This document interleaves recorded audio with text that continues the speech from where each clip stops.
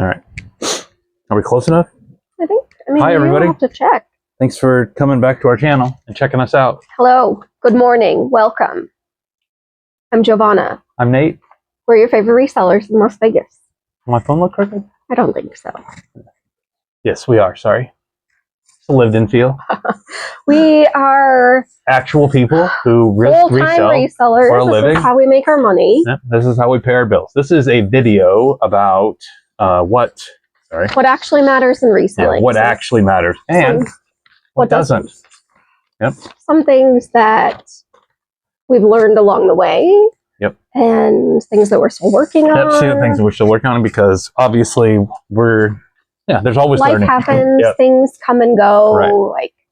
And we're constantly learning. Yeah, you learn as you go. That's if it's important to you. Whole human experience. Right. And it is important to us, obviously, because we want to pay our bills, so we want to learn and adapt. Still hungry. Yeah. Anyway, so we've learned a lot of things of what doesn't matter and what does matter. So do you want to start with like let's couple do the positive? Yeah, of course. Okay. Yeah. That's what I was So I was say. just going to pick a couple and talk about them. Let's do it. All right. Let's see. You pick one and I'll pick one. Okay. Let's see here. So what actually matters. Let's see. I'm going to look at my other exit strategy before you buy. Oh, that's funny. Let's just read them. I don't like these topics, really. I think I should have done better on Really? Anyway, so we know. Okay, go. So here's bounce a couple. All right. Sorry. Things that actually matter. Profit after fees, shipping, and time. I think that's an important one. Consistent listing. Knowing your numbers, what's your sell-through rate, time spent per item, simple, repeatable systems. Time spent, say that again. Let's do that one. Time spent per item. Yeah, let's talk about that real quick. Okay. So, just for my own, microphone. In my own experience, when I first started reselling with you, had already been doing it for 5 years. And right when I started, every single item took me forever because I thought I had to find the exact one. I thought I had to fill out every single, all of the item details. Right. So then you'd have to have the best lighting, and then I had to have, if the lighting wasn't good, I thought I needed a box or needed a new light or needed these other things so I could get better lighting on my products. And I just got too much in my head thinking about it needed to be perfect, and I was getting in the way of myself, and the listing wouldn't get done. Yeah. And even after that, it still wouldn't be good because, you put too much. It's hard in the beginning because you don't really know. You're overthinking it. You're overthinking it. You're trying too hard. Like you're making it way more complicated than it needs to be. It doesn't have to be that hard. So photos are important. Yep. Make sure your listing is accurate. Right. Yep. And that's really it. Yep. It's like I learned hurry up and get it done. What I did learn from all that was, once the product, you get it, you clean it. And good to go. So the cleaning part, that's not negotiable because you don't want to take a picture of an item that's dirty that you could clean. Yeah. So after that, then it's like, as long as the product was clean and I would buy it or sellable, then I would, just trust the lighting I had, trust the camera that it's going to make the right picture, and not just my eye seeing it. It was actually taking the picture with my phone and then looking at it. I did this. Sorry, I meant this. I just aged myself. I don't even know what that means. Yeah, you're too young. You wouldn't know. So that's what I needed to stop overthinking the lighting and the box. And we ended up getting what worked, but because we tried so many different things. And then once I got it down, we moved. Yeah. And so nailed it. Yeah. Now just start all over again. I said once I got it down. We had it, we had it in the spot for a good year, and it was working for me. It was hard to take pictures of bags in that box. It was a little bit small. Yeah. So now I don't use a box. I don't use a light. I don't use.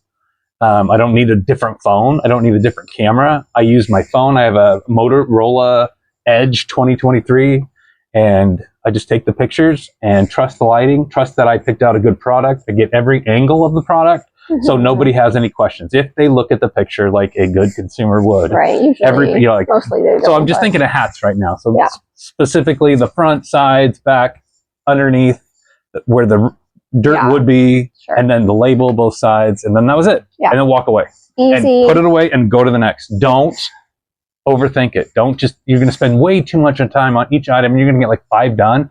And by the time you're done with those 5, you're going to be exhausted mentally because you just put yourself through this whole circus in your brain. Thing. And you know what I mean? Not everybody's like me, I know that, but there's this obsession to make it perfect. And if it's not perfect, I don't want to put it out. What's the point? But I know my listings aren't perfect. I'm not saying that. I'm saying that it's one of those personality things. But the point is, good enough is better than not done. Right. Good enough is better than not having it listed. Obviously, you don't want to take one picture and then just post a garbage title. And be like, hat, nobody wants it. Dad hat. Sure.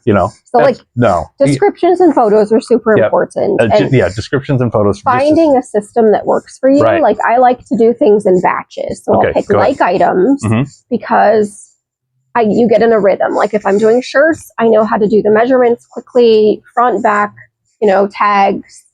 But if you go like shirts, pants, dresses, swimsuit, shoes, electronic shoes, hats, you have to kind of change your whole system every time. And for me, anyway. Yes. So I like to do grouped like items. Right. Do a bunch of them. List those. Be done. Right. Do another.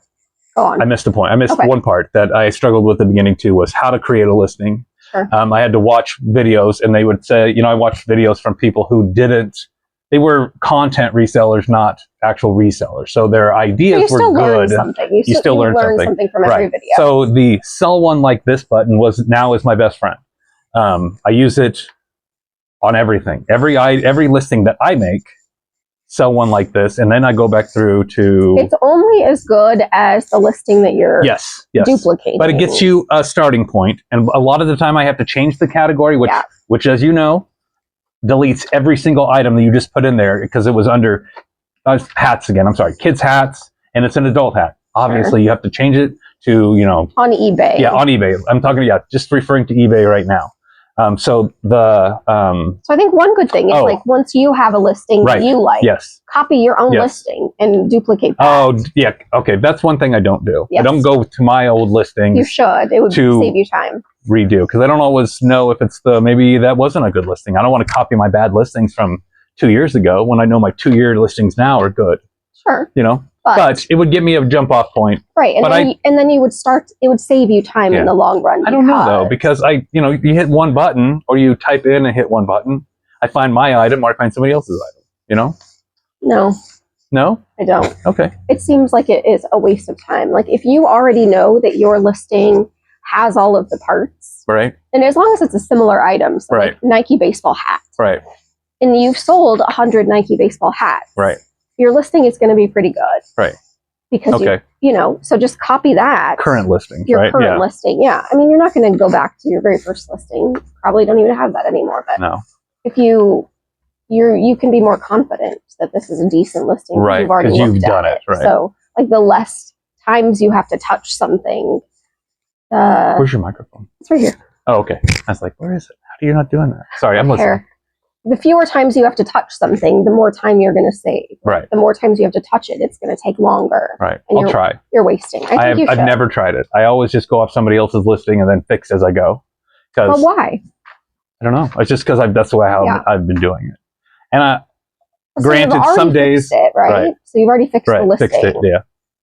I don't know. Something about it, like that process. To you? No. Something about the process is like, not therapeutic. Can't think of the word, but it's. But if it's something that you've already done. My brain, once it solves it, it's a good feeling. It's not a bad feeling. Okay. We're just talking about time spent per item. Yes, time spent per item. So I think you could save some time. Yes, I probably could, but there's a lot of things I could do that would save more time. Like doing like items, sure. Making sure everything is ready to list when I sit down. Another point that you mentioned, put a bunch of, at least get 5 of each. Another thing that you mentioned was that you want to find the same exact item. I know. I was obsessed, and that is not at the beginning. And at all. It was to the point where I would get so frustrated and upset. And again, this is at the beginning because it was and it's new. You're trying to do good. Going from a full-time job to working for yourself and not having the same instant gratifications that you would at a normal job versus reselling. Yeah. Like all of that at the beginning was hard to adjust to. So, a lot of people are going through that of the switch of, I don't see my money. I don't have a paycheck. I don't see all these things that you are used to getting. I don't get feedback from my boss, either good or bad. So there was a lot of that. And then like all that combined with not doing a listing, you know, to make it easier on myself, I would just try to find the exact item, the exact SKU number, if it wasn't exactly like it. And even though I could pick a listing that was just Denver Broncos hat versus, you know, trying to find one that was the same Reebok, Nike, starter, New Era. Yeah. And it was maddening. I would get so frustrated. I get 5 listings done in hours. And that's not okay. Right. Like the other day when I thought I did a bunch of listings, it was after the 50 listing day. Yeah. I went and I did a bunch and I was like, all right, I'm back on track. It was like 6 items. They guys knew I thought I was doing so much that we were photoing and trying to look stuff up. Sure. So we were determining whether, like the electronics we had, we weren't sure what they went to. Like a lot of the stuff I grab, I'll go, okay, I'm not going to list this today, obviously. I need to find out what it is, if it works. Yeah. And then that's another project. Or I don't know if those are time wasting things. They probably put way too much time into a lot of things and then don't get a lot of return on them. So these are all things that, I mean, again, we're just talking. And you learn as you go. Yeah. Because that's how we learned. We learned by watching, just having videos on in the background. Right. And when something would come up, then we would want to hear it. So we would listen to, like, there's one McThriftsy, El Ducho. She doesn't do them anymore. She's on TikTok doing reviews now. There was Mogi Beth, obviously Jack and Ryan. They have so much information. 2 young guys that are. I feel like they're our children. No offense, kids. They're so cool. They're our kids too. I think that I think it would be funny to hang out with them and have them look at our stuff and then give us, because they're feedback, yes, I want their feedback. Yeah, because I think they're both so smart. They're so smart. They have such a taste for what will sell, what's good. Yeah, like what's trending. Oh my gosh, they know trends. Yeah, we're not. Are you kidding me? I wouldn't know a trend. I didn't know trends when I was young, you know? Anyway, so that was another channel we watched. It was all good information. Right. So be careful. That's one thing that what actually matters was stop chasing. I mean, we've talked about this on that one video, but stop chasing the resellers that with their 100,000 views with the clickbait thumbnail, and they're just talking about there's how something great you they can are learn in every video. I believe you need to take some things, like what is going to work for you in your situation, in your current financial spot, in your current space, in your current amount of time that you have, versus these other people who have been doing it for a long time, or you know, even haven't been doing it for a long time, but are in like marketing experts or thousands of dollars in credit card debt because they wanted to do these cool high flips or whatever. You don't have to be those people. Do what works for you. Start slow, start small, be sustainable, and not like a flash in the pan. And if you are going to listen or learn from people, you need to, you know, once you get used to what is bullshit and what is real, your bullshit meter will be like, oh my gosh, that is not true. There's no way that happens. That doesn't make any sense. Yeah, and then you can obviously move on to the next. But I mean, for us, it was finding the obscure channels of people who, you know, you could tell when they care about their product, they care about reselling, they care about doing videos. It's not just to get a click or a like, but to help people. And you know, that was like what we took out of it. And we always wanted to reach out to those people and tell them thank you. Thanks. Yeah, because there's so much we've learned. It's just from those 5 or 6, 7. The bin pickers are a great one. Chris, Nevertheless Success. Nevertheless Success. Our friend Chris, who lives in Tennessee, he's a great reseller. He's been doing it for about as long as you have. Smart, really, consistent, efficient, dedicated. I mean, that guy is like all those qualities that you want to have, but you know, it's like I have so many bad habits, you know, over 30 years of doing especially things. Like working in like the corporate arena. It's a totally different mindset. Totally different to working from home with your spouse. For yourself. And then for yourself. And I struggled with not having, like I said, not having the paychecks, not having a boss telling me I needed to keep busy, stay on me so they get 8 hours worth of work. And then I would just flounder. I mean, it's been an adjustment. I know that it's a lot of people go through it, and I don't know if anybody else is going through it. I mean, I don't reach out and talk to people about that stuff because it's like, you know, you're not going to reach out and give somebody your sob story, and then they're going to be like, "Oh, let me take you under my wing and help you." I know. Yeah, that's like a different mentality. So another thing, I think. Storage and organization is really important, especially as you start getting more than like 100 or so listings. Like we went through a couple of iterations of storage. Do you remember the video we watched that made us do better inventory? When they had everything throughout the house, upstairs, downstairs, just bedrooms, closets, hallways, and it was piles, and they were not labeled. No. And we watched that video, and we were both like so stressed out by it, because it was like, how I would be so stressed. Like 5 orders would come in, and I'd be like, I don't know where anything is. And does anybody else? Well, and also like that's a time sensitive issue, because like how much time are you spending? How much time are you spending looking for the stuff? Looking for something. And we've had that happen several times, even still now. Yeah, even now with stuff that's numbered, we still will. I misnumber it, or I put it in the wrong tote, or forget to put a number on it, it gets lost. Yep. And then you have to go through all of your items to try to find it, or you cancel the sale. And you don't want to do that every single day. No, that takes so much time. And it's so frustrating too. Like, and that's why you will mad at myself. If you are that kind of person that just puts off things you don't want to do, then your shipping's going to be late. It's going to start to pile up and get worse and worse and worse. Payments in time. Yeah, and you're going to have a death pile of items that need to get shipped. Yeah. So I'm thinking worst case scenario. That's what I always do. So worst case scenario guy over here. Yep. So I like to be prepared. What works for us is we have what are those called? Shelves in the garage. Those shelves you get at Home Depot or Lowe's. Metal, you stack them together. Yeah. We have a couple of the wire ones too, but they're not great. Those are old, we just use them. And then with rolling ones, I like those. Those are good too, because we have the mini bins on it. But we worked. I mean, this has taken years to get there, and we still are working through it. It's still an efficiency. Since we've moved, and what's available to us now is different than the stuff that was available in Oregon. Sure. So now we have things we have to keep. We store like more hard goods. It's healthcare stuff or makeup and things. Makeup and things is inside, so it doesn't melt. Yes. Yeah, it can't be in the garage with the other stuff. Right. So our garage system is we have these storage bins or storage racks, and then we have plastic totes that are from Target. And there are 33 items in each tote, and each. Oh, you're talking about those ones? Yes. Okay. The big ones. Yeah, big ones. Outside for the clothes. 1 to 133, 134 to whatever. Every item. These are mainly clothing things. Are numbered. We have we make our own numbers. We don't. We printed. We just printed them on a sheet of paper. We cut them out into little squares, laminated them, and then we can reuse the numbers. Right. So as it goes, when you sell an item, take the inventory tag off, just put that aside. Right. And then we'll reuse that for later, so that we have.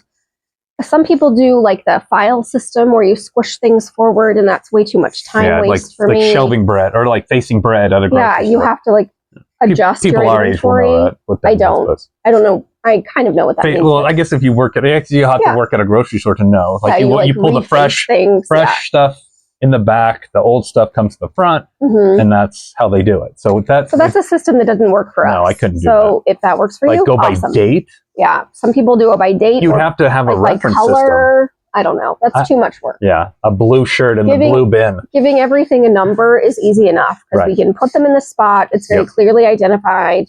And then like shoes are in their own rack by style. Like flats, boots, sneakers. Yep. And then we have like some hanging things that are just too big and bulky, and those are on the hanging rack. That's the item location is hanging. So we have like we note them on the SKU. We built at first the one we had in Oregon. We built into the storage or into our closet room is what we called it. Right. And I know a lot of people don't have space for any of the things we're talking about, or the money to buy bins or things like that. And I know so you just have to go slow. We did boxes. Boxes. Like cardboard boxes, when you find them, then you label it. That was our 100 to 200 items. Or you use like totes that you have around the house, or you use. Right. We didn't have totes for the longest time. Cupboards, we were just in boxes. And everything was in boxes for a long time. Yep. And it's boxes you pick up at the grocery store. One of the USPS Ground Advantage boxes. I know you can't see what I'm pointing at, but there's one sitting right there. An old Amazon box, whatever you have. Yeah, whatever you have. And then that's what you like. This is going to have the makeup products. This is going to have the hats. This is going to have these t-shirts. This is going to have, whatever. And then once you get more and more of each thing, then it's like, okay,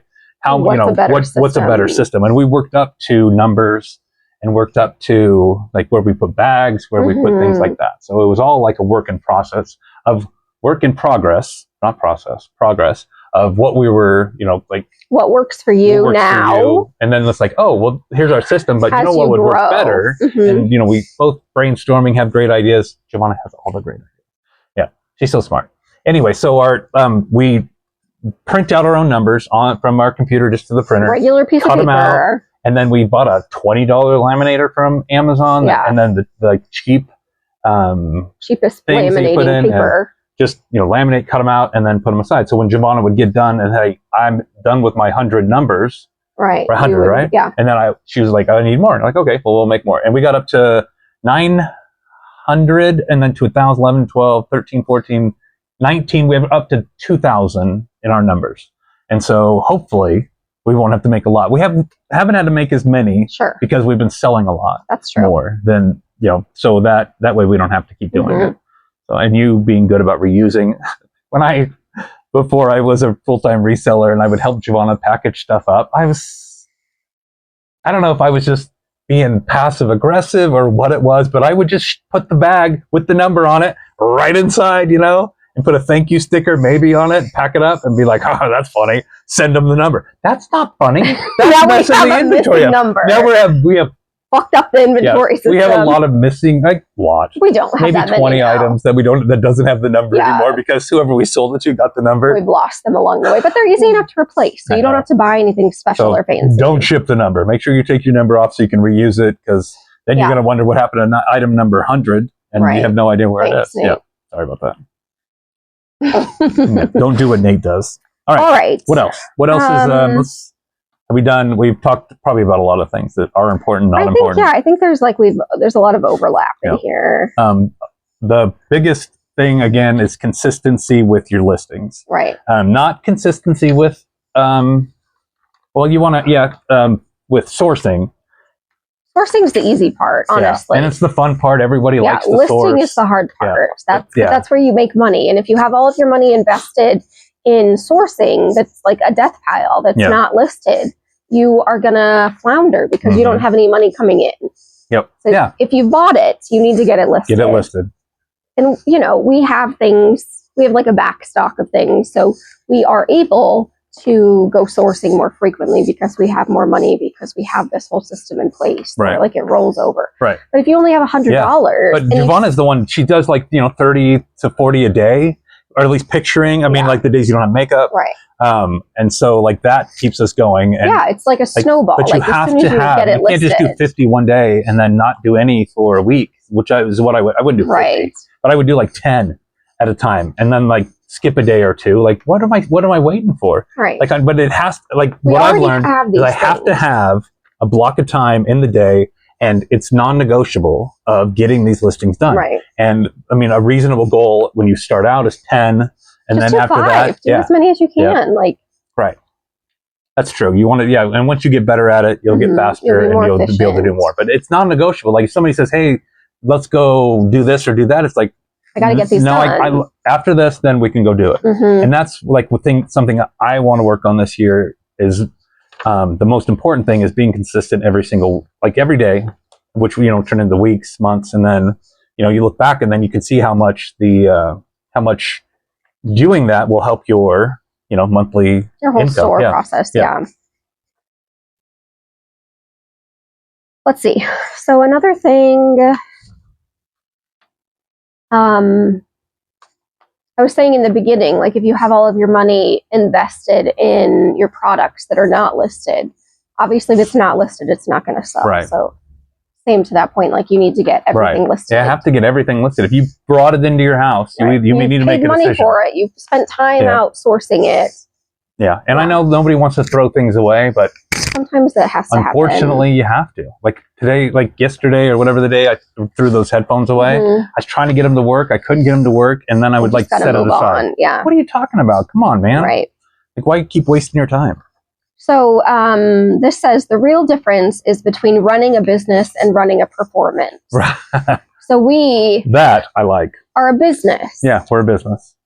This is our income. This is how we live. And that means that you have to do a certain amount of things every day. You have to manage your bookkeeping. You have to manage your overhead. You have to manage shipping. You have to PO box. You have to make sure you have supplies. Yeah, all of those things make sure your products are getting out and the time that you've set in eBay. Right. Otherwise, you're going to get in trouble with them, and they're going to Posh is a little bit more lax with their get it out on time. Changed. But once you set the ship date or will ship that day or next day, whatever it is. And we chose ship that day, right? Which has made us be more accountable with our items. We have to get it out today. If you give me an extra day, I'm probably going to take an extra day. Yeah, you will. Which I don't want to do that. I want, you want to get it out. So like that being a actual business versus just somebody who just is. Yeah, sometimes, we've all ordered something from eBay or Posh and it's like, why is this not shipped yet? And they're like, oh, I'll ship it next week when I get back from vacation. Yeah, it's like, what? Okay. Yeah. I guess. So like if you want something quick, a lot of people will look at eBay and go, okay, I know I'm not going to get it quick. And so like most of our listings say shipped fast. Yeah. It's just because we ship the same day that they bought it. And it's not necessarily fast. It's just we ship the faster same day than everybody else on eBay. I can tell you that. Right. So I know when I order something, I know it's not going to be here for a few days. Like those shoes got here super fast. Yeah. And they were, that was somebody who ships like we do, like, daily. But the girl I ordered those cute New Balances from, it was like a week before she shipped them. Mm-hmm.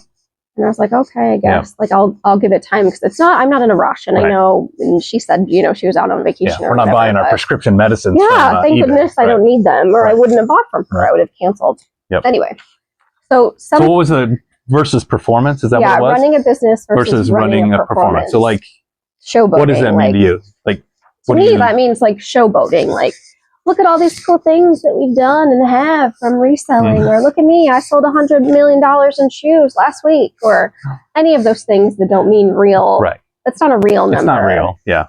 Most of those clickbait clickbaity thumbnails and those clickbait resellers and the resellers that are content resellers, not product resellers.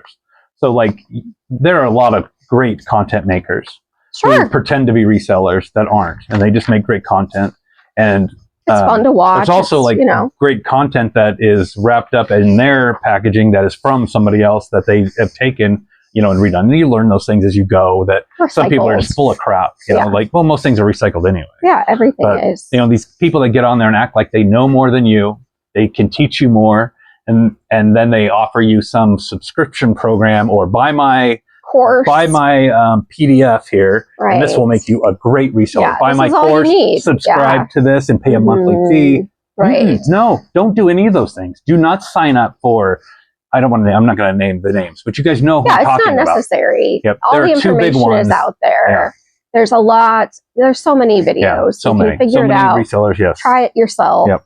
And think about, it helped me that I worked in retail for a large portion of my, before I started doing this. So I understand, about the, cost of goods, the markups, the, all of those things. But so that's it. I feel like I have an advantage in that case. A lot of people don't have that because they worked in a factory or worked in, tech or something that didn't involve customers or the e-commerce, any kind of commerce, And so just if you're not from that, you're not familiar with that, think about how like a grocery store would be run or how Walmart does their stuff. There's all kinds of, intricacies in all of those things. Sure.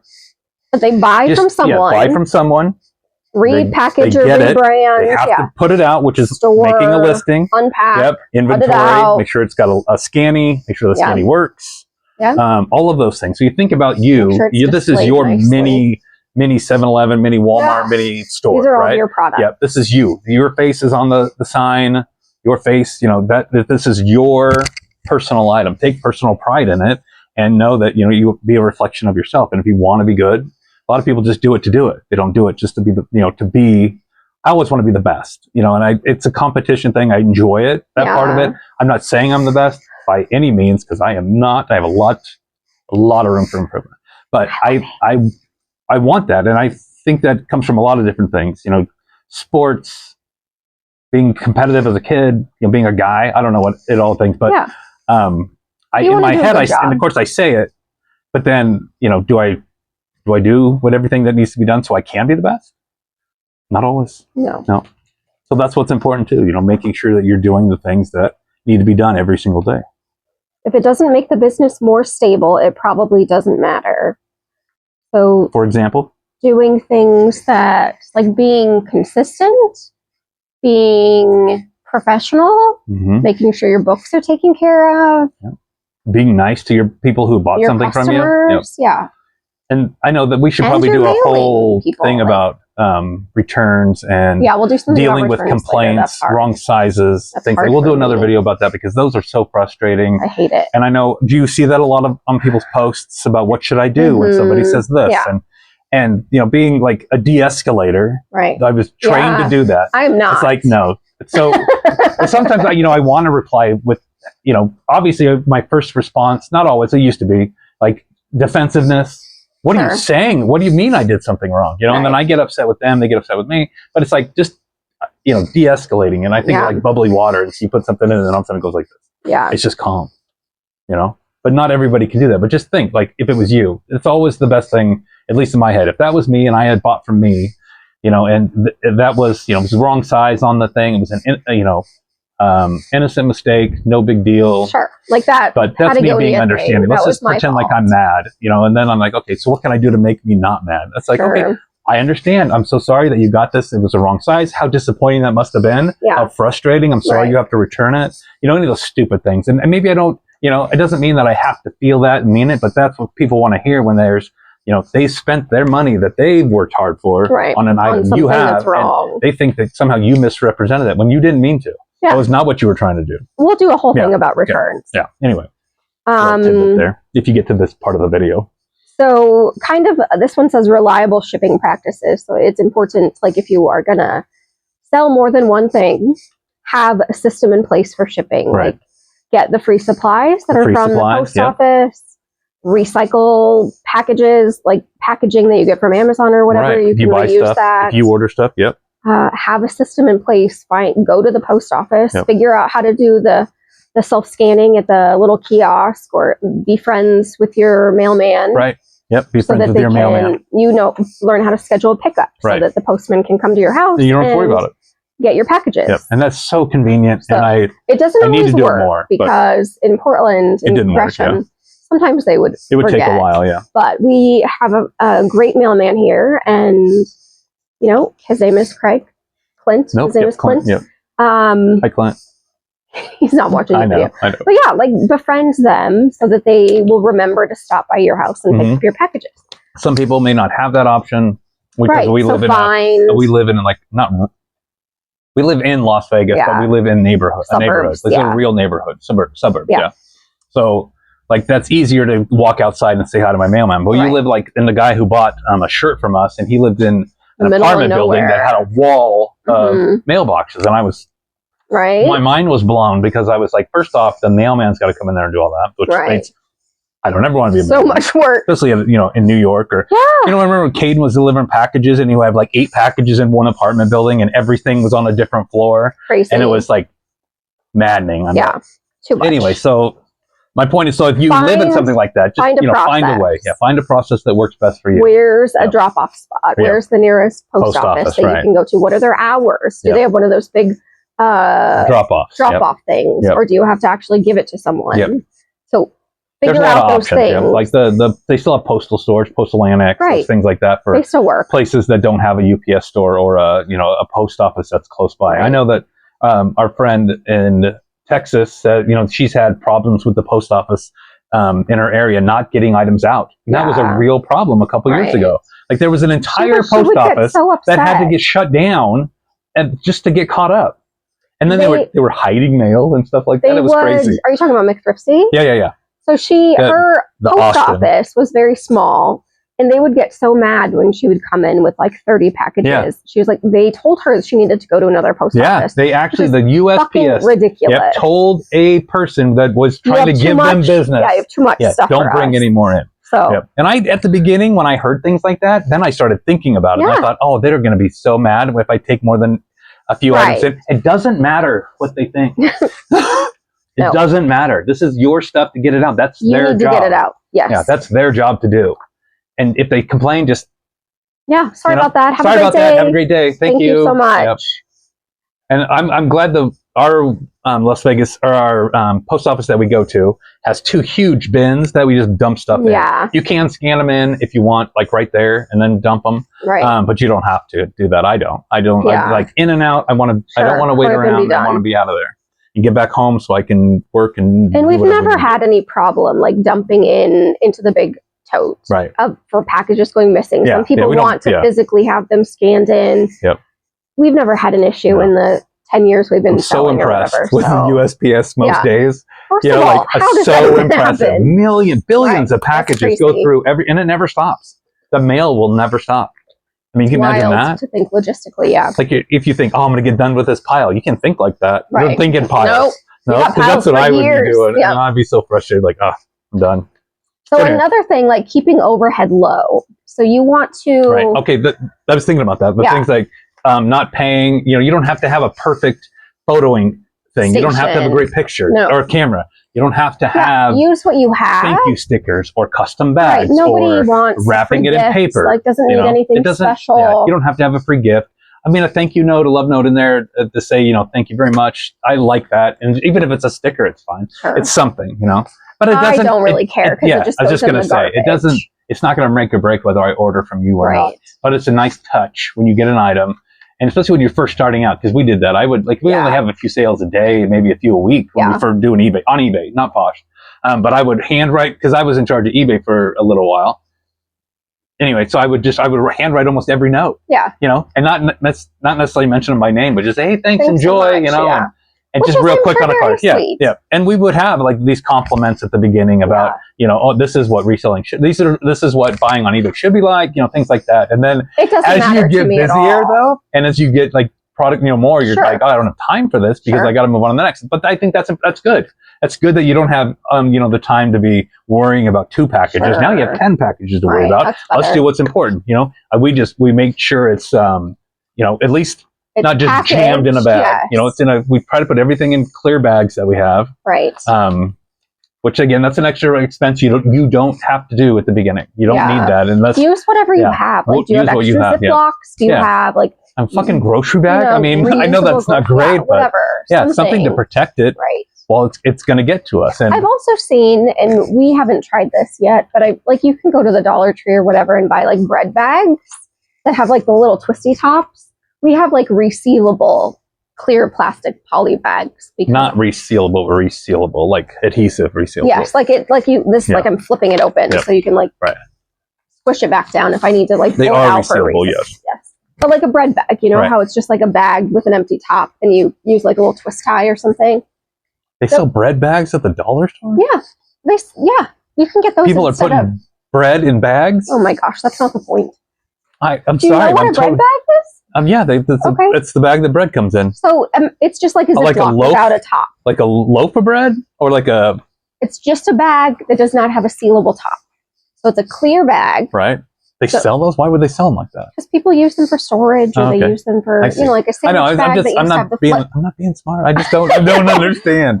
This is what happens when you have a husband who has ADHD. He sticks to the little details. That don't mean a lot. I'm very literal. Very literal. Jovana will say something that's abstract. Yes. And not at me, and I'll pick out the 2 words in the middle and be like, what did you say? Not upset, but like clarifying. I know, that is not important at all. So. She's like, just. I'm not being literal. Move on. And I'm like not doing it on purpose. It's just how my brain works, So those are cheap. That's why I'm saying our bags are like 8 cents a piece or something. Right. Those bags are probably like 1 cent a piece. So you can use those and instead. We had money at that time to get stuff from Uline. Right. Which Uline is so expensive. But we had to get up to it. We didn't have that at first. Sure. You were using these ones you got off Temu, I think. Yeah. That were that crinkly plastic. That gave me the ick every time I touched them. Yeah. And they don't last. You can't open them. No. It's just, they rip. Yeah. All of those things. You learn. Yep. What kind of storage still have maybe 1 or 2 things in those bags that is hung around. Yeah. I think not very many though. But keeping overhead low. So use what you have available to you. Use what you have available. That is so important. Yeah. Like that. You don't need to get fancy what packaging. Is available. Use what you have. Yeah. Anything started. free, anything that you can get for free. Like the post office is giving us our packing supplies. Right. And you can do it online. You can do it when you go in. I'm sure you could order, but they probably tell you to just do it online. Yeah, it's easy. You just sign up, make an account, and then you order. And then there's even a thing where they say supplies, and you can pick on just free supplies. Yeah, and then whatever's there, that's what we would order. Yeah. And when Posh was using priority, we would just get so many priority things. But now that everybody's using Ground Advantage, we use Ground Advantage stuff for all of our platforms. So anywhere we would sell, it's going to be in a Ground Advantage bag, box. Right. So they have a medium size, what I'd call a medium shipping box. They have a shoe box. They have the bags, which are great because they're huge, and you can even put smaller things in it and just wrap it up and tape it off. It's kind of like like recycled paper, craft paper, kind of in a big envelope. Really, you're talking about the paper ones? Oh, okay, yeah, these big thick paper mailers. Do you remember those when you tear into it and then it'd have? Yeah, it's like recycled gunk fluff in it that you would find in a cheap couch. Right. I imagine it's like in the attic somewhere. Right. But Yes, somebody's chewed up insulation that a rat got into. Yeah. That's what they use. I was thinking about the poly mailers because they're so big. Yeah, the poly mailers are great. The bubble mailers but I like those paper ones that you're talking about because we can put shoes in those and not necessarily have the weight of a shoe box. And it doesn't have to be especially if they're slippers, slip-ons, things that aren't going to get squished. But obviously, if it's a squishable thing, you want to put it in a real box. But those are free. Yeah. So that's something to keep in mind. And also, not all tape is created equal. Yes. So you don't have to invest a lot in packing tape, but get something that's not super cheap. Yep. Because it breaks, it stinks, it doesn't stick, it comes off. Loud. That's how you lose your stuff. It doesn't stay. Yeah. We were getting tape and pen or something and pen and paper brand. I don't remember. It's the Walmart We were getting them from Walmart, and they were only like $1.50 for the longest time. And I swear it was because of us. The price went up to $4 a roll. Sorry about that. And these aren't big rolls either. They're small rolls. Little rolls. Hold on, I'll get it for you. Will you grab a number too? Because I think those are fun to share. So you don't need fancy stickers. You don't need cute little poly mailers. All of those things cost money. Pen and Gear is the brand. And watch this. Listen. Quiet. There's no noise. You'll learn that that's a really annoying thing. I know. It's so dumb, but it's... Yeah. I was like, this tape makes no noise, and I'm so excited to use it. Fantastic. And it wasn't using the big roller thing. Every single time. So these are our little numbers. So this is taped to something. Sorry, this is not... Them off. Well, if I can't get the label off, the whole thing's got to come off. But, I have my tricks. Yeah, do you want me to get you a different one? No. Anywho, so this little number is laminated. Yeah, I'll get it out. And so those are the numbers that we were talking about to reuse. Come up with a system. I'm almost there. Nailing it. Yep. And there you go. All right, number laminated. We put a piece of tape on top of the package so that this is now number 448. It won't come off. And it goes in the 448 bin. That's nothing worse than when you go out to a bin or your box or your closet or wherever you're keeping your stuff and you see a bag without a number on it. You're like, oh my God, what happened to the number? So it's either stuck to another bag or you didn't, if you don't attach it correctly. And I had that problem in the beginning. Just one piece of tiny little tape. Whatever that one, what's that called? Is that Scotch tape? Scotch tape, is that right? Yeah. Yeah. That's just one piece and you put it on there or put it on the back in a roll like you did when you were a kid. No, don't do that. Yeah, I'm not going to do that. Yep. All right. How long has this been? Is this too long? No, I think it's been good. Okay. I think people will, if it's stuff they can use, which is all great stuff they can use, they'll probably watch the most of it anyway. Until we get to a part where we're like, they're like, I don't want to hear the other guy's voice anymore. I get it. I had that problem at first, and I know that listening, I had to put earphones in at the beginning. Yeah. Or my earbuds and listen to music while I listened because I felt like that wasn't as distracting as the videos. But I got used to it and then started to push through the annoyance of what they were saying and listen to what they were saying, not how they were saying it or what they meant by it. Because if it's a fact and it's something I can apply to my business and go, you know what, that will probably work. Or worth a try. Learning things about how to take pictures, or that's just looking at your pictures. I mean, go to Nike's website and look at how they, and not the models, but look how they photo things. Or go to Starter's website and look at, or not Starter, but New Era, and look at how they picture their hats or lids or any of those places. And that's what I always try to mimic. It's like, okay, so they're a successful business, way more successful than I am. They sell way more than I do, so they must be doing something right. And if I look at their, it's crisp, clean. And again, that would take, it takes a lot of time if you're going to do that. But just if you get used to it, once you get implemented, you're, just like any other habit, you just fly through it. Yeah. and become something you always do. And that's something I always try to do too. Right. Have at least one picture in there is going to be amazing in every one of my listings. And it's going to be the front one. All of them should be pretty good. Yeah. But you know what I mean? Like you see one and go, oh, that looks good. Yeah. Yep. You get to that point where it's good.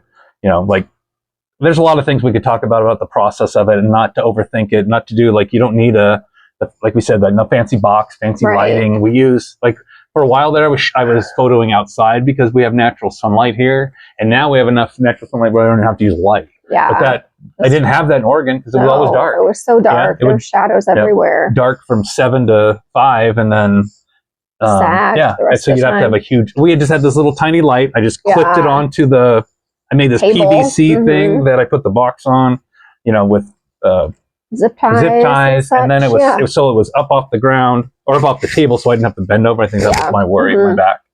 But it was, you know, use what you have. Use what you have. All of the lights. Put it in the kitchen. Like where is the brightest light that you can use? And just use a white background. Don't use the wood. Don't use the AI out in the field, or you know, just plain. Just use a white background. Just get and I used to use I need to clean it. Actually, it's pretty nasty. Because it gets dirty. Oh yeah, so we use just like a tablecloth that we got at the bin. And I made the background. I made the backdrop. Yeah. There's plastic with wood. Yeah. You know, it's really cheap. Yeah. It was easy to make. Use a box. Yeah, it's just like a big. You have open. Yeah, whatever you have, and just drape it over the top, and it does. No one's going to see. It doesn't have to be a box, right? This is the picture you're taking.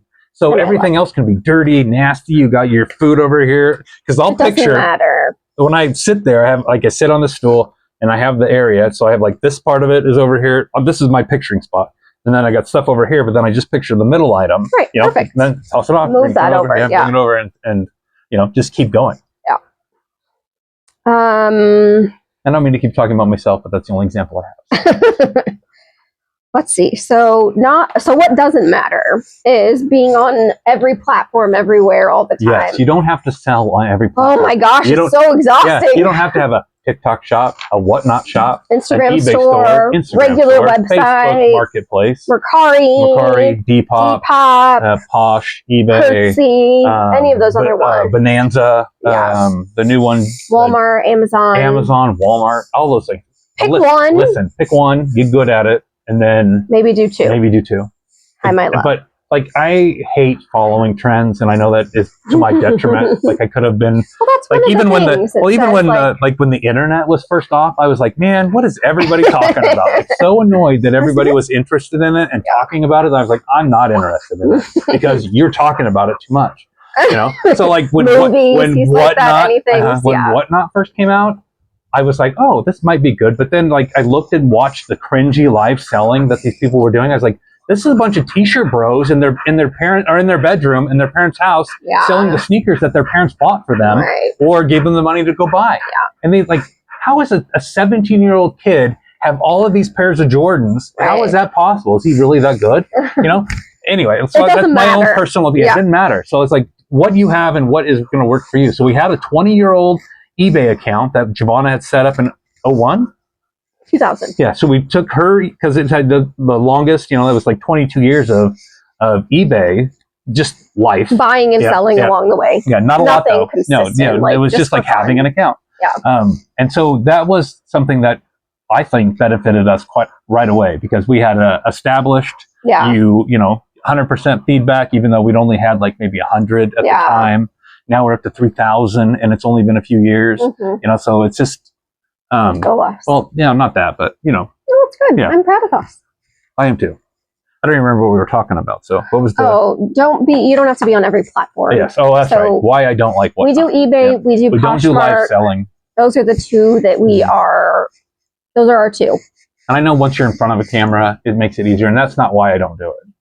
I mean, we would be fine if we did Whatnot. I'm never doing Whatnot. No, but I'm saying like if we had to, and that was our only option, we would do it. You have to adapt. We could do that, but we have other resources. But I don't want to sell things for $3 a piece and then ship 20 items that only cost, or that everybody paid $3 for. And yeah, it was fun and people got good things for $3, but I don't want to do that. That's so much work. It's like how much And I've heard what people have said. They're like, all these Whatnot orders. That's what they always say. All these Whatnot orders to get out. Yeah. And you know, and then when you like pop into an auction that we did at the beginning, and these items were selling for nothing. I know some people I have, you know, if they have a following and they you know, people will pay up for their stuff to support them, which is great. And I think everybody, you know, if you're going to support your local sellers, that's great. That's cool. Yep. But it's not us, you know, and I don't know if and that's okay. Yeah, we don't have to do it. You don't have to do everything. Live selling. You don't have to have a Whatnot store or a TikTok store. What I think is important is to be open to change and adaptability. Right. So like if there are, I mean, if we have to do Whatnot, I would do Whatnot. Right. I don't want to. But I would rather do TikTok than Whatnot. I don't want to do any of those. I know. But if you I would do Mercari. We would move on to the next platform. I think they would reach a different audience with TikTok, but I think the amount of work that it takes to have a consistent channel or, you know, to pop in. I'm not a social media guy. I don't want to do any of that. I don't want an appearance. I don't need to have you know, even our reseller, you know, your favorite resellers. It's just fun. Yeah. You know, we're just having fun. And, you know, it is our business. We take that part serious, but it's still fun. Hey, it still has to be fun. Every job I've ever had in my entire life, I've had to make it fun. You know, in ways, even if when the boss is being a dick or you don't want to be there. I mean, at the beginning of my work career, I was hungover all the time.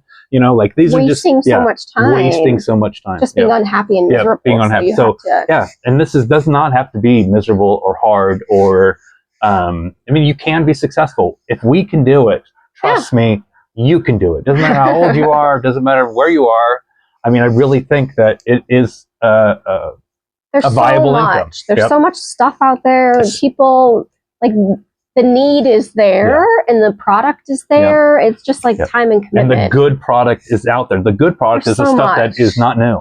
Yeah. That's the good stuff. Yeah. And people know it that have been around on the planet for a while. They know that stuff in 2026, if you buy it, it's not going to be the same as the item you could, you know, even 10 years ago, 2015.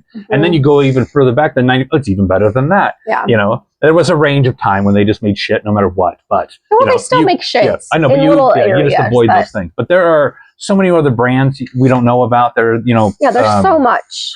And avenues to get stuff. Right. I mean, you put the word out. I mean, just if there's a platform where you can even just put a wanted ad of, hey, you know, I want your old stuff. Hit me up, and you just take it. You know, take it like everybody does, and then just throw the stuff or get rid of the stuff that doesn't sell. You can throw it away; it's fine. Right. You don't throw everything away, but I mean, you can't avoid throwing things away. It's part of life. Yeah. Unfortunately, that's just how our world is. Survive. And that's what I was going to say too. In the state of our current world, I'm not going to be political or anything. I mean that the product that's being produced right now is shit compared to how product was. I'm not everything. The quality is different. I'm not everything. I'm not saying that everything is, but I truly believe that as resellers, as anybody else who sells, you know, used stuff, that you have an advantage over Temu or Shein or any of those hot, fast fashion things because you're selling quality goods for a good price. Right. And I'd rather have that 1,000 out of 1,000 times than to buy something because it's new and it's in fashion and somebody's going to think I'm cool if I wear it. Right. Please. I only wear stuff that I think is cool. And plus, and trust me, I don't know what's cool. You know, but I like, you know, whatever works for me, whatever's comfortable. This is how I do it. But none of my shirts have sleeves. My polos do. You know, that's just, I'm just being silly, but I mean, like, it's what you want it to be. Right. Yeah. And it's, you know, you can do it. I believe that. I believe in you. I believe in us. Yeah.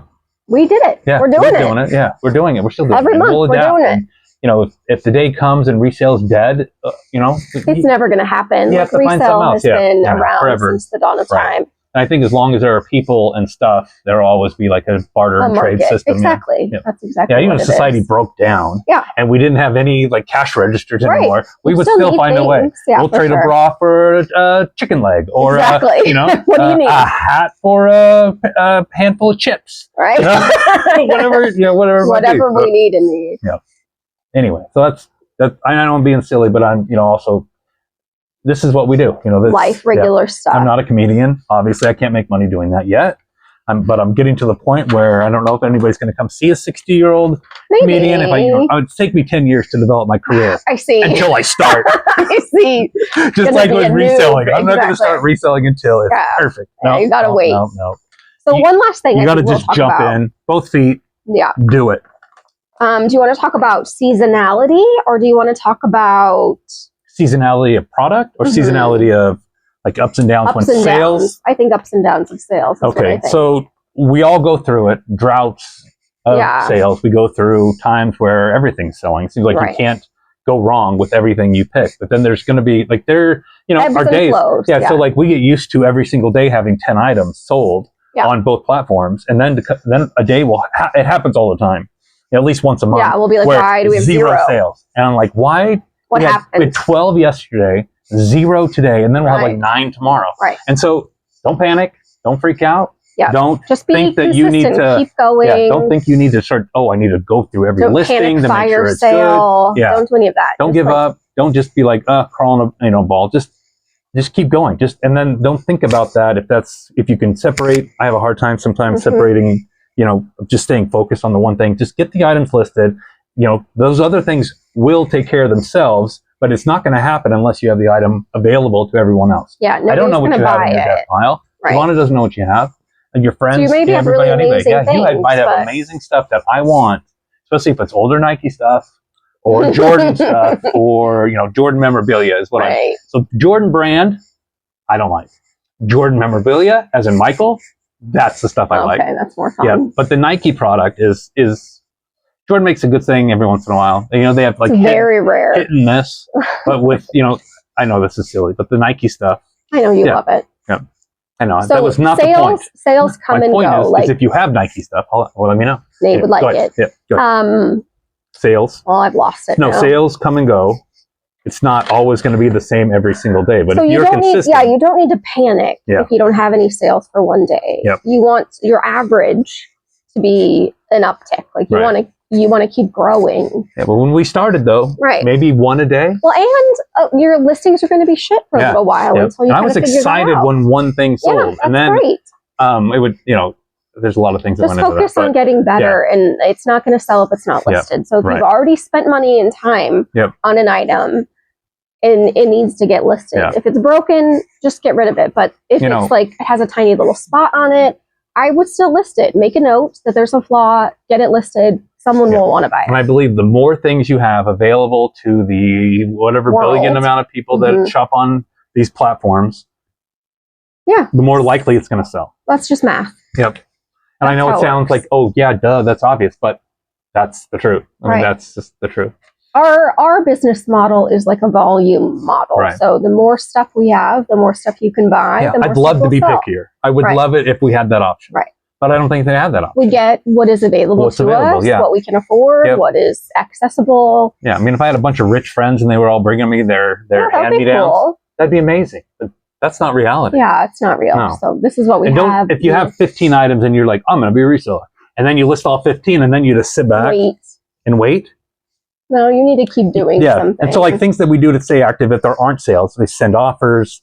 We review some of your old items. Make sure that eBay has all kinds of tools to use to help bring people to your listings, like having a store, having a discount code, having the mailing list that they have. Like the people who follow you or the people who have liked your items or bought from you, you can send the coupon to them. I mean, there were all kinds of things at the beginning that I was focused on because things weren't moving that fast. Yeah. So I had to, find ways to move it. And so offers, the fact that they allow to send offers on both platforms, Posh and eBay, I'm so thankful for that because 90% over probably. Half, and this is true, over half of our 1,235 items that we sold on eBay last year were all offer initiated sales. So we send them an offer and they accept it. Yeah, over half. So you have to utilize it. And Posh I know people think 5%, 8%, but I tell you, when somebody sends me an offer with 5%, it's an insult. Just like if I didn't want to buy it then at $4, it's going to make a difference. $1.50, and because you think that you can only part with a couple dollars. Right. And that's where I've had to adjust too, because I did the same thing, 8%, $5 off. Or you now it's counter. Like, that's something stupid. Right. Like we have something listed for 50. Yeah. They offered 40. Nate would be like, no, I need 48 or whatever. And counter, and then we would lose the sale. We're much 20, better 20, at that now. Yeah. But now it's like anything over 25 and it's reasonable, I'll take it. We will take it because that's a good way to a good way to, stay consistent and you get make sales moving, and our cost of goods is so low. And so what does a big store do when they're not making a lot of sales? Clearance shit out. Clearance out, or they have the stuff at the front that they're selling at cost. But we do a lot of that. We have a lot of our items that aren't marked up very much. Right. We know what we paid, but we know what the market is, and we know that they'll buy it and it'll move fast. Right. And that's what they do. That's what Walmart does, and that's what they guarantee. That's what they hope, that you're going to come in, you buy the thing you came in for, and then you're going to buy that stuff on the way out. Right. And that's why they put the milk in the back of the grocery store. I know everyone turned that analogy, but that's why they do it, because it makes them money, and it works. The fast nickel, slow dime, something like that. It's like you're going to make more money the faster you flip than the longer you wait. Yep. If you have an item that is worth, $150 and you've listed it at $150. Right. But you listed it a year ago. Yeah, and you have to find the one person out of the 7 billion that are shopping, and hope that they find your item. That's the odds of that. Slim to none. Slim to none. You'd have a better chance of getting hit by a bus sitting in your living room. No, maybe. Depends on what city you live in. If you have an item that you bought and you thought, oh my gosh, this is really great, someone's going to buy it right away, and then it just sits and sits and sits, like you have to reevaluate. Yeah. How much time have you invested in that item? Right. Like, what was your cost of goods? Right. How long have we had it sitting and waiting, and that costs money? Storage is cost. Yep. And so, like, if you bought it for $50, let's say you listed it for $150, the market now it's like $75. Like, you need to get that out so that you can use that money to buy something that is going to be better for your business. And the moments does that make sense? Yes. Okay. The moments that products have anymore is shorter than it used to be. Years ago, there would be a SKU that would come out, and this is like 80s, 90s, 2000s, and they would come out, and it was you could it would sell on all the platforms consistently for a high dollar amount. And it lasted for years. Right. Now we have, it's months. I've seen it happen. It's months now, maybe weeks, that things are like, those Nike hats had a moment where it was like 6 months where they were selling for hundreds of dollars. Those old 7-panel, 5-panel hats were selling for hundreds of dollars. Now I look at the listings, everybody still has them jacked up, but they're not selling. Nobody sells. So they have these amazing hats that I'm looking at going $150. How long has this been listed? And you've had it for $150 because it sold 3 years ago for $100? So that's but now the stuff it's not going for more than $30 a hat, no matter the style. How to look up like comps and determine what the accurate selling price is, because you can list something for $150. That doesn't mean it's ever going to sell. And that doesn't mean that just because the one guy who was the first one to list it found it lined up for that one seller out of how many does eBay have, that it lined up with that one customer. Right. And then he sold it for $150 because that's what he wanted. Right. So there are things that I will overpay for if I want them. And that's great. But then that sets the market value for the next person. So you see $150, like, oh, I'm going to do it. And then there's not another buyer that's going to pay $150. Right. This doesn't always happen. I'm not saying that. But I'm saying that if you have a high dollar item that you can get a lot of money for, you may have to drop it $50, $100. It just depends. You need to reevaluate. Give it away. If it hasn't sold in the time that you thought it or expected it to sell. Find out why. There's a reason why. So the market's Look at the listing. Changed. Read your description. Is it in the right category? Did you put the wrong size? Because when I see an item and I see on the label in their picture it says extra large, and then I look at the listing it says large, I'm like, no. Which is it? Right? I'm moving on. You skip. Yeah, because there's a lot of reasons why I would just skip it. And again, unless it's something I really want. Yeah, that's fine. But anyway, it's a very, very good point. All right, I think that's probably enough. Do you want to talk about anything else? No, I think that's good. I think we've bent their ears and given them all the knowledge we have. Yeah, there's lots of we are not experts. No. We don't know everything. We know what works for us, and that's what we're sharing with you. So these are all things we would never tell you to do something that we haven't already tried, or that it didn't work for us. I will tell you something might work better for you. Better for you. That didn't let work us for us. know. Like maybe there's something we could be doing better. Right. Yeah. Exactly. Open to, oh my gosh, I would love that if somebody said, if you just did this or this. Because we know they're good or acceptable would even be like those listings are just acceptable. And I know that because like maybe it was a shitty item. It doesn't picture right. If you can't feel it, we have so many hanging items in our hanging rack that are amazing. High end coats, not marked up a lot, parkas, sweaters, all those things. But it's a matter of like, if I can't feel it, I'm not going to get the full unless I've owned it before. Sure. And that's what you hope too. That's a lot of the things I sell. I hope someone's already owned I'm hoping, or that they've had it before, they lost it, it's broken, they just need a piece off it, or it was a nostalgic piece. Because there's like this jacket that I had when I was like 17, and it was a Nike one. It was like a 3/4 zip, no hood, but it was like a pullover. I would like unzip it, tie it around my waist if it got too hot, so like almost like I was wearing a kilt. Because that's what you're still wearing. Anyway, it's stupid. But that, there are things like that obviously if I found it, I would pay up and I would want it. So there are millions of people out there that have the things that you want, that you have. They just don't know it yet because it hasn't shown up.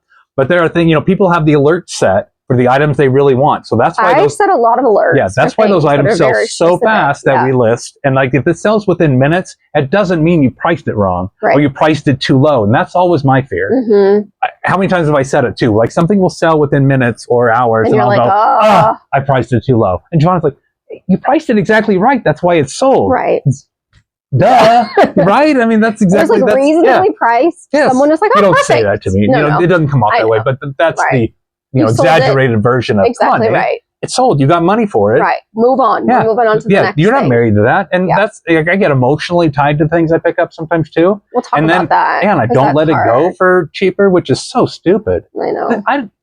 When I'm dead, somebody's going to have to go through all this shit and then decide what to do with it. No. They're either going to throw it away. Burn this house down. Yeah, exactly. So how important is it really? Hi, my darling. How important is it really that you paid $25 for something, even though it's worth $300? Right. That doesn't mean that you have a $300 item. Even if you have a $25 item, it's only a $300 item. Somebody sorry, Hobby hit check the table over there.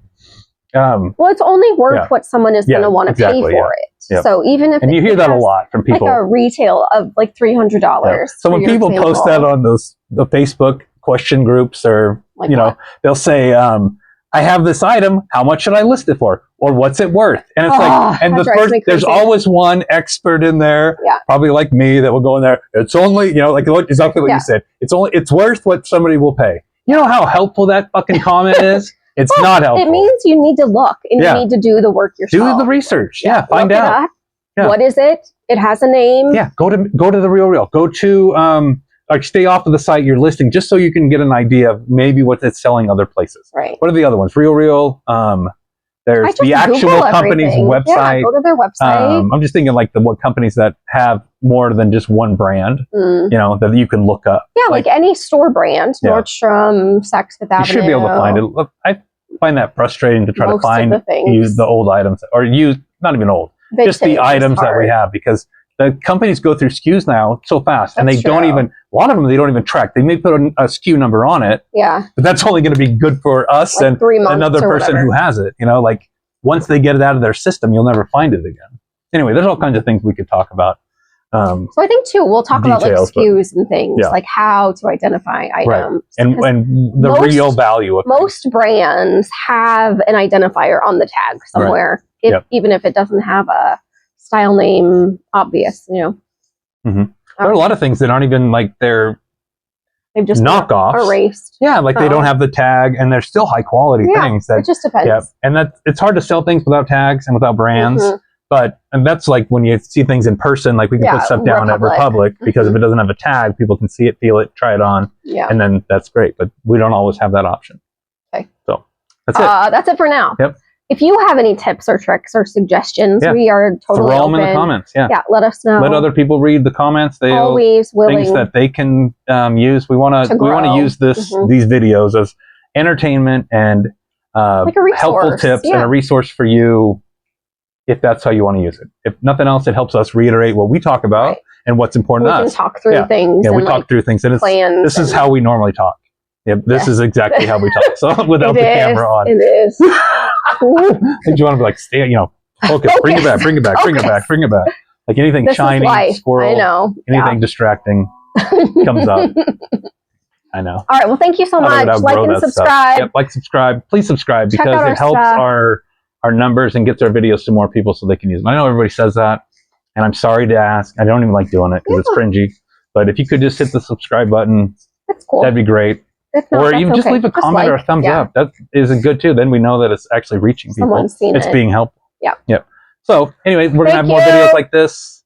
Tune in. Yep, later. If you have suggestions, we have so many haul videos that you can watch. It's fun. Yeah, haul videos are fun. Yeah, they're not always the most informative. And I know people use YouTube to learn things, so hopefully we've taught you something. Like, we're showing you items that are available here. Right. Yeah. No, and why we pick them up. We like haul videos. Are you kidding me? We'll watch those all day long. Yeah, I love them. I learned so much from haul videos. Jack and Ryan, they do great. McThrifty does her haul videos. And the what sold videos I know are popular. And I know people want to know what things sold. We'll do better at those. I don't know. I don't like talking so much about it. I only paid $1 and I made 30. No, I didn't make 30. It's not that easy. I know. It's a little bit different. I don't want to do that. I don't want you guys to I don't want to give false hope to people about, oh my gosh, you made $50. No, I didn't make $50 on that. I don't make $50 on anything. I think we could take a couple of items very specifically and say, we bought this at the bins for $2.09. We sold it for $48. Here's a kind of like a breakdown. We had to wash it. We had to dry it. We had to store it. We had to photo it. We had to bag it. We had to bag it, to ship it. Do all of these things. Those all cost money. Every minute of your day, if you're in your own business, and this is your own business. Right. So if this is how you're going to pay your bills and how you're going to live after your parents are gone, you have to think about those things. So we could do that for a couple of things just to give an idea how much things really cost. We were supposed to end the video and then we went this far. Okay, so that'll be the next video. Okay, thanks, bye. Thank you. All right, later.